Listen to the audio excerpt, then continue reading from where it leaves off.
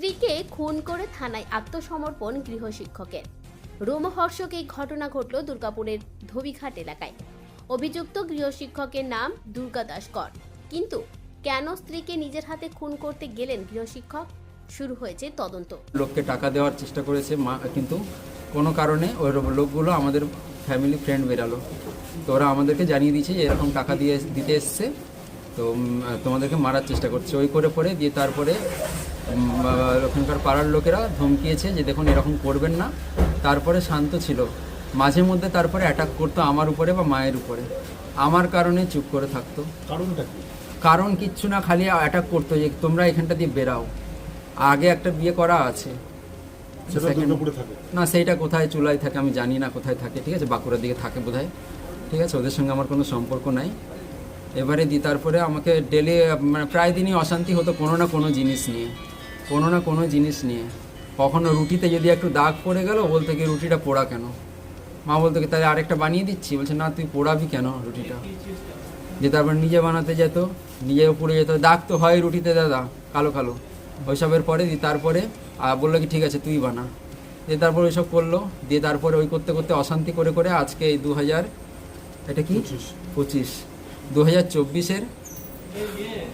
2024-এর December মাসে brain haemorrhage হলো আমার বাবার। কেমন ছিল?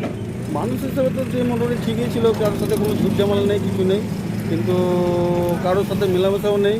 তো আমি দোকানে ছিলাম, দোকান থেকে এসে এমনি খবর বললাম, আমার মিসেস বললো যে এমনি এই হয়েছে, তো তুমি তাড়াতাড়ি আসো।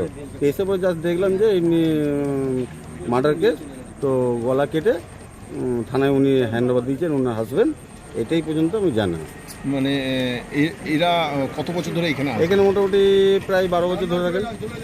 12 বছর ধরে আছে। কোনোদিন এমনি কোনো অঘটন কিছু? অঘটন বলতে এর আগে ওনার ছেলেকে মারতে গেছিল, ঠিক আছে, সে মারতে গিয়ে তারপর পার্টি পেসে সব এসে তো মোটামুটি ইয়ে করে দিয়েছিল, এই পর্যন্ত এমনি কোনো আর কিছু হয়নি। তো তারপরে আজকে এই শুনেছি, মানে কতটা একটা অবাক না, কতটা অবাকই লাগছে। সকালে আমার সাথে দেখা, বউর সাথে সন্ধ্যেবেলা জল নিয়েছে কলে, সন্ধ্যেবেলা আগরবাতি দিয়েছে। কত নাগাদ হয়েছে মোটামুটি ধরে কেন এটা প্রায় 7টা, ধরে কেন 7টা সাড়ে 7টা। কি দিয়ে মেরেছে দেখুন?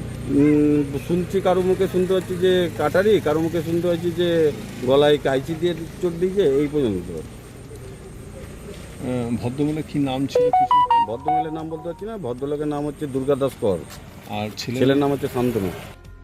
বছর 12 হলো দুর্গাপুর থানার ধোবিঘাট অঞ্চলে থাকতেন অভিযুক্ত গৃহশিক্ষক।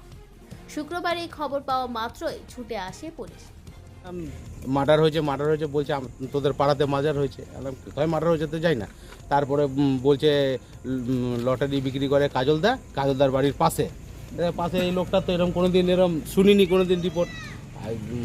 এ তো মানে এমনি তো দেখতাম কোনো ঝুট ঝামেলা কিছু ছিল না। এই এখনই আমি কাছ থেকে আসছি, এসে শুনছি তারপরে এ তো পুলিশ গাড়ি চলেছিল, আরও নাকি পুলিশ ছিল। ভদ্রলোক ভদ্রমহিলা এরা কেমন ছিল?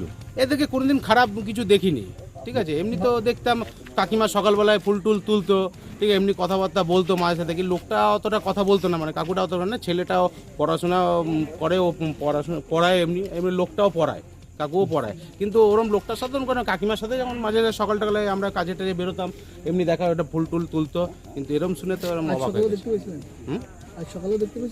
আজকে সকালবেলায় না, আজকে সকালবেলা দেখিনি। আমি তো সকালে যখন দেখি তো এমনি দেখি। এসে পরে বলছে তো এরকম মার্ডার হয়ে গেছে, খুন হয়ে গেছে নাকি বলছে।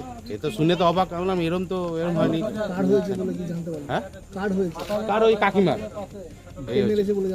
বলছে কাকু মেরেছে নাকি, বলছে থানায় গিয়ে নাকি স্যালেন্ডার করেছে, এই তো শুনছি, এই তো বলছি। এটাই তো। আপনার নাম? আমার নাম বাবু মজুমদার। মৃতার দেহ ময়নাতদন্তের জন্য দুর্গাপুর মহকুমা হাসপাতালে পাঠিয়েছে পুলিশ। অভিযুক্তকে জেরা করে পুলিশ জানার চেষ্টা করছে এই খুনের পেছনে কি কারণ রয়েছে। তবে ময়নাতদন্তের রিপোর্ট পাওয়ার পরই মৃত্যুর আসল কারণ জানা যাবে বলে পুলিশ জানিয়েছে। দুর্গাপুর থেকে অনুরাধা সেনগুপ্তের রিপোর্ট, খাঁটি খবর।